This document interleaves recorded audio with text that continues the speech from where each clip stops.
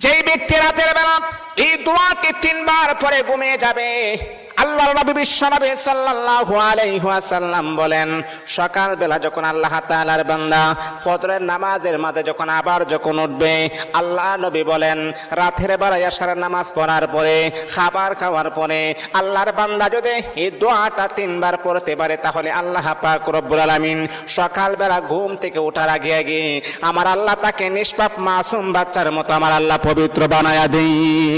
দোয়াটা সবাই আমরা জানি, আমরা সবাই কিন্তু দোয়াটা জানি, কিন্তু আমরা আমল করি না। দোয়াটা হলো আস্তাগফিরুল্লাহাল্লাযী লা ইলাহা ইল্লা হুয়াল হাইয়ুল কাইয়্যুম ওয়া আতুবু ইলাইহি লা হাওলা ওয়ালা কুওয়াতা ইল্লা বিল্লাহিল আলিয়্যিল আযীম।